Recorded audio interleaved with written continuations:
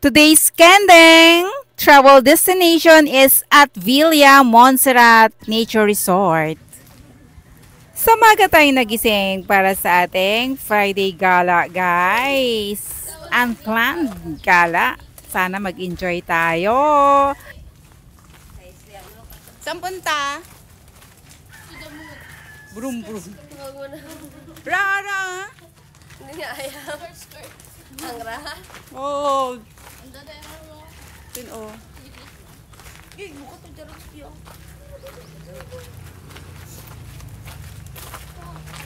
Now, are we going to commute? Or dala natin ang limousine? Dala na ng limousine. What? Sorry? What? Nasa kaya natin? Commute. Ito? Court. Guys, punta kami sa somewhere in Lumpia! somewhere in Pandan. So, samahan nyo kami, guys.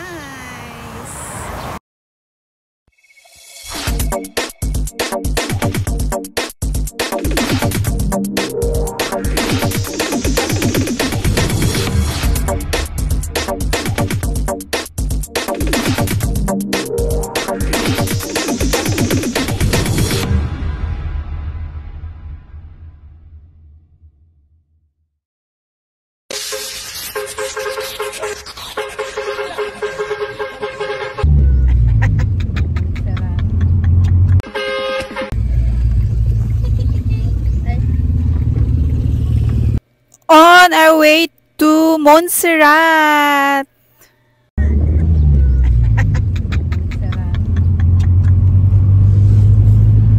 Saan tayo punta?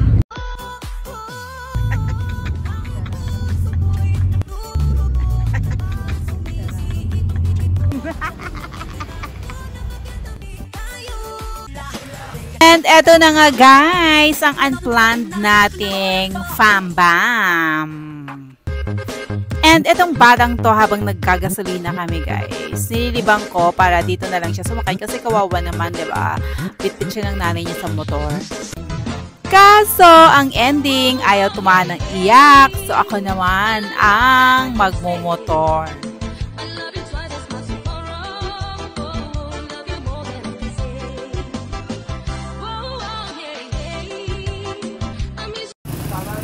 So, nag-stop muna tayo sa convenience store, guys. Ako na lang nagmotor. Kasi ayaw nito sumakay, guys, sa kotse mag-isa. Ayaw niya, kaya ako na lang nagmotor. O ba yan? Tulad,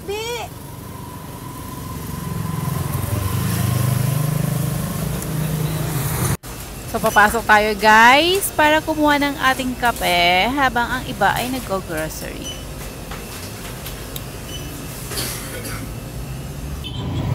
Siyempre, namili mga person, guys. Kape tayo.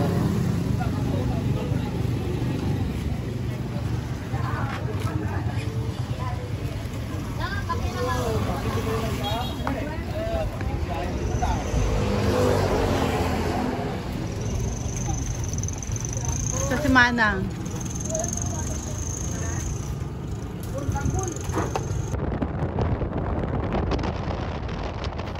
Of course, tuloy na tayo, guys, sa ating biyahe. Ang maganda lang, guys, along the way, 'di ba? Pagtingin mo sa kanan, mountain with green fields, 'di ba?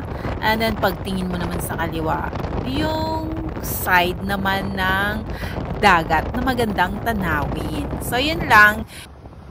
So, yung pupuntahan natin, guys, is yung Villa Montserrat Nature Resort.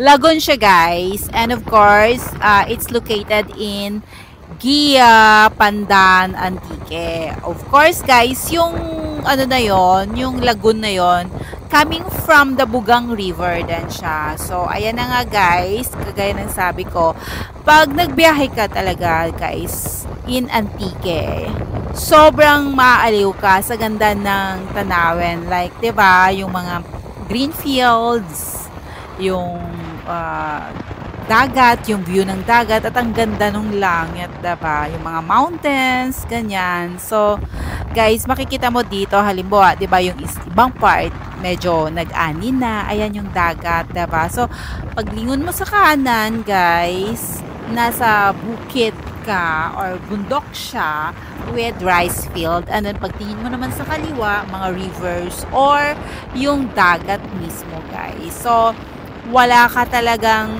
tulak kabigan sa ganda ng views habang nagbabiyahe ka. So, maaaliw ka din. So, di ba? Ang lamig sa mata pag ganito yung nakikita mo, green fields.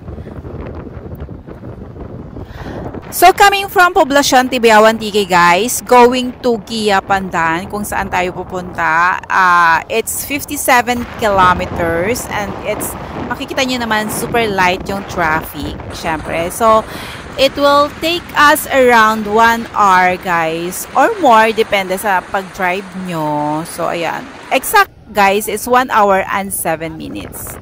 So, habang nagbibiyahe tayo, syempre mag-enjoy muna kayo sa view natin, diba? Bale, pangatlong bayan to, guys, mula sa amin. So, Tibiao, Colasi, Sibaste, and then Pandan. And then next na yan, guys, ay yung boundary ng Calibo and Antique, which is Libertad. So, lapit na tayo, guys. So, ang ganda ng panahon. Ang ganda. Tingnan nyo naman yung ulap, guys. Nakaka-addict talaga yung ulap sa akin. Para sa akin, nakaka-addict yung biyahe. Anything about nature, guys, ay nagkakaroon ako ng peace of mind. 'Di ba? Ang ganda ng ang ganda ng panahon, as in. Kaso, later on, mainit na siya. Umalis kami sa amin, guys, around 8:10. And, ayan, malapit na tayo. Binabaybay na lang natin kung saan yung place, guys. Kasi hindi rin naman namin kabisado. I-enjoy lang natin, guys. Makakarating din tayo doon, diba? Tingnan nyo na lang yung mga puno, yung mga ulap, yung langit. Ayan, paliko na tayo. At ito na ata yun. Kaso mahaba pa. Charet.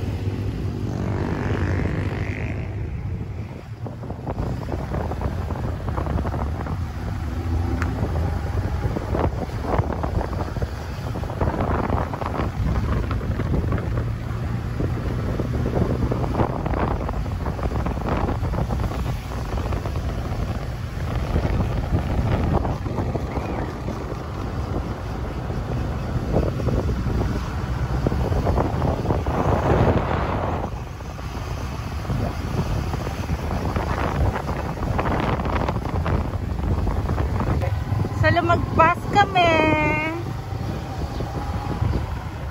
Balik-balik.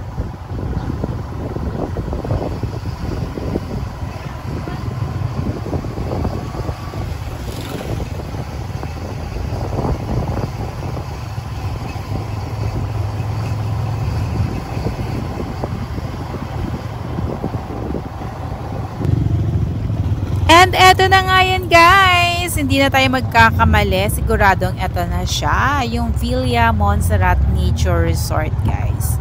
So, kung makikita nyo, guys, ang daming puno. Puno ito ng mahogany.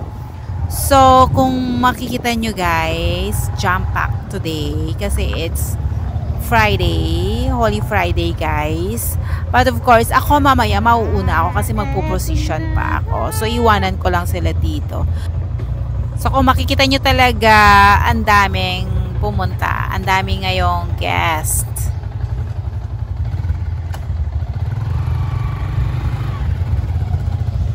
Ano, goal?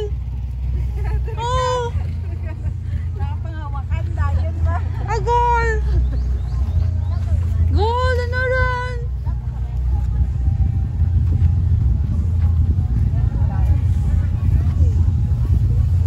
Good.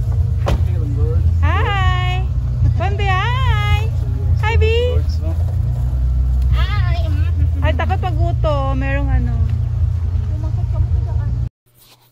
So guys, ito yung function hall nila. Dito ka magbabayad ng entrance, which is 50 pesos. And then, maghahanap na tayo kung saan tayo guys pupwesto. But, parang occupied lahat. So, etong mga pamangkin ko, guys, syempre, 'di ba? Natuwa na agad, naglaro ng pool. Ayan, sige pa. Go, go, go. Hindi pa tayo nakakita ng pwesto natin. Guys, yung sa likod niyan, diyan kami magpapaihaw later. Pwede kayong magpaihaw diyan. 100 pesos lang ang bayad, guys. Siyempre, nag-i-enjoy ang mga jumangkin sa laro. So guys, occupied lahat ng cottages. So dito lang tayo sa function hall. Guys, yung malaking area na yan, yung kubo na yan, pwede mo palang i-reserve yan kasi meron niyang video okay. So pwede kayong magkaraoke dyan. Actually, meron din libre sa baba. I mean, may available sa baba. Kaso, mamayang tanghali, medyo mainit na. Kaya dito lang tayo guys sa lilim. Pupunta lang tayo mamaya doon pag mag-swimming. Super relaxing, guys, dahil puro greens. 'Di ba, nature nga naman. So, nakaka-relax dito. So, kung may balak talaga kayong, guys, escape from the city, so this is the solution for you. Punta kayo dito. Malamig and tahimik. 'Di ba? May mga nagvi-video okay, but okay lang, masarap naman siyang pakinggan. So makikita nyo, ang daming diba? Ang daming magpapamilya talaga na nag-gather. So sa mga bawat cottages, punong-puno sila. So gaya ng sinabi ko, itong empty na to guys, naka-reserve yan. So halika, puntahan muna natin ang Sapa, ang Lagoon. Diyan, ayan, nag-hello sila kuya. Hello kuya. Oh, 'di ba naka-green, pa sila, naka-grass na tawag dito, naka-grass na carpet. So, marami talagang activities na pwedeng gawin dito, guys. So, may mga water sports dyan na pwede kayong mag-enjoy habang nag-stay kayo dito. And of course, meron din dyan yung nest. May balsa. Ayan. Diba? Later, ipapakita ko sa inyo isa-isa. Hindi ko alam kung magagawa ko lahat. But, definitely, akit ako dyan sa nest na yan.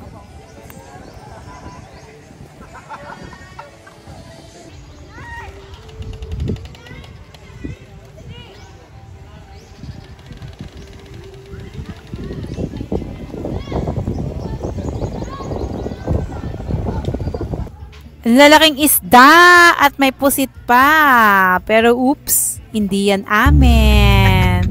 Naka-video lang ako guys. Kasi dito din kami nagpaihaw. Pero maliliit lang yung mga fish namin. And then, wala tayong breakfast guys. Pagdating natin, after natin magbayad ng entrance fee, almusal na muna talaga tayo. So, hindi talaga kami prepared. Charot lang. Kasi nga, one day lang yung plan. So, at least nakapag-order ng lumpiang gulay yung kapatid ko. And then, yung bayaw ko naman ay nakabili ng isda. So, pinaihaw dito, guys. Pwede ka palang magpaihaw dito. And dahil Holy Friday nga, bawal ang karne. Kaya isda-isda lang tayo, guys. Alam nyo na, Holy Week. So, habang nag-aantay tayo ng ating inihaw na isda, nilantakan ko na rin guys dahil nagutom talaga ako. Feeling ko hindi yata ako kumain kagabi. Kasi ba't feel na feel ko yung gutom. At dumating na rin yung pinaihaw naming isda at syempre may tuyo kami guys. Dala ng aming kasama. O, diba? Saktong-sakto sa Holy Friday.